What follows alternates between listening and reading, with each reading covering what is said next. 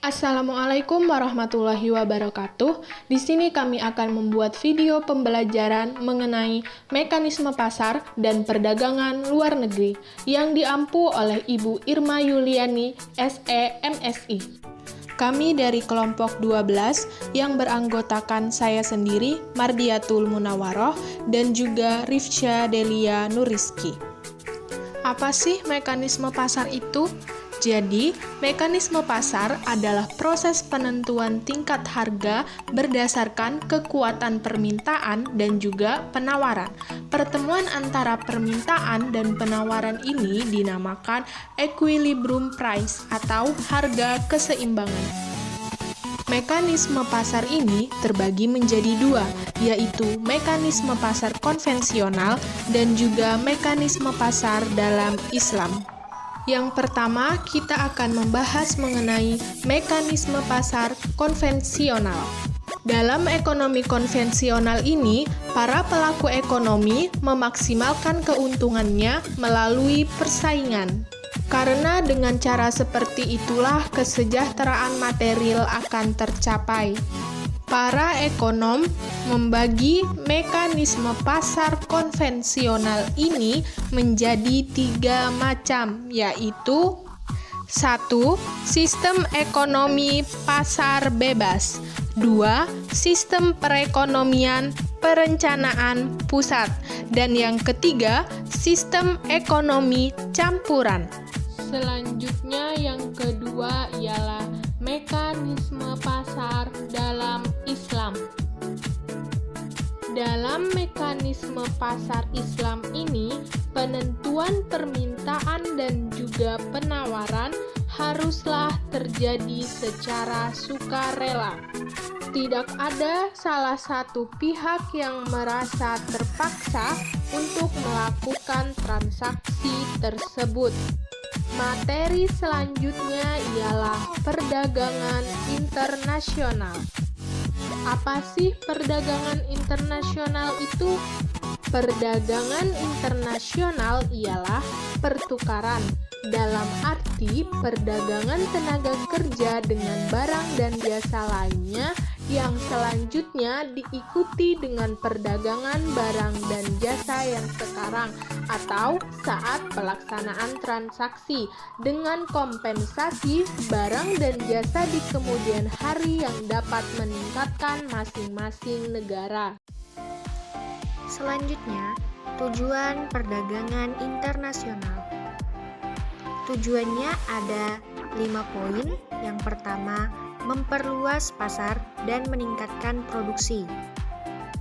Yang kedua, meningkatkan devisa negara melalui kegiatan ekspor produk ke negara lain.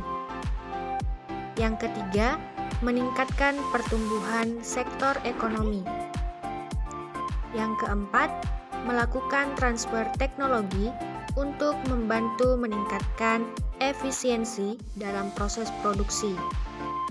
Yang kelima, mendorong terbentuknya SDM yang lebih mahir, terampil, dan unggul untuk mengikuti perkembangan teknologi. Jenis-jenis perdagangan internasional. Yang pertama, ekspor. Apa sih ekspor itu?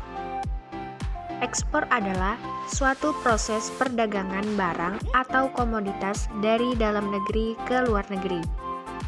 Yang kedua, barter. Barter merupakan penjualan dengan cara pengiriman barang ke luar negeri untuk ditukarkan langsung dengan barang yang dibutuhkan di dalam negeri. Yang ketiga, konsinyasi. Merupakan penjualan dengan pengiriman barang.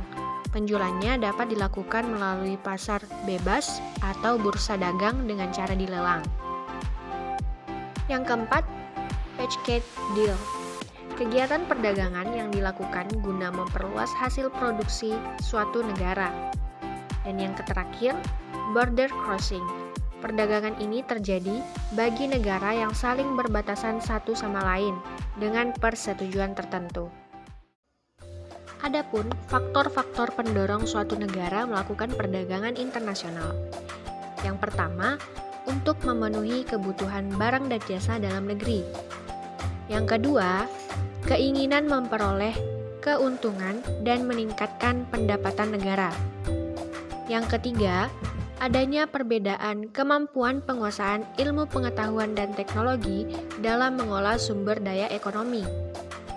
Yang keempat, adanya kelebihan produk dalam negeri sehingga perlu pasar baru untuk menjual produk tersebut.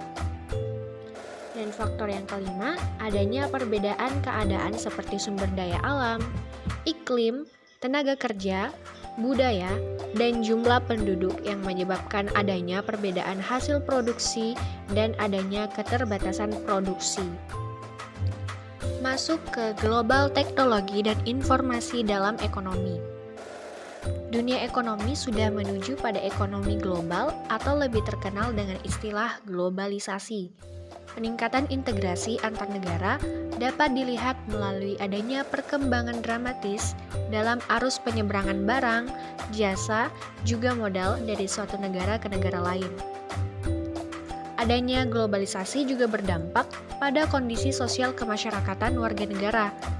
Kondisi sosial kemasyarakatan dalam globalisasi terikat oleh 3 dimensi, yakni ekonomi, politik, dan kultural.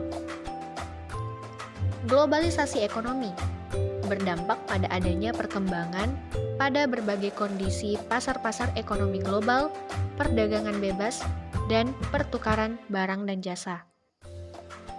Globalisasi politik memiliki peran pada globalisasi dunia, yakni terjadinya dominasi peran organisasi internasional dalam mengatur negara di bawah kendali PBB dan Uni Eropa yang mengakibatkan munculnya politik global.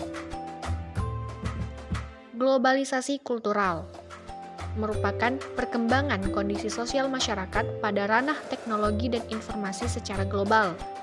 Model globalisasi inilah yang menjadi konsep pemahaman tentang warga negara global. Itulah tadi video pembelajaran dari mekanisme pasar dan perdagangan luar negeri. Semoga bermanfaat. Cukup sekian dan terima kasih.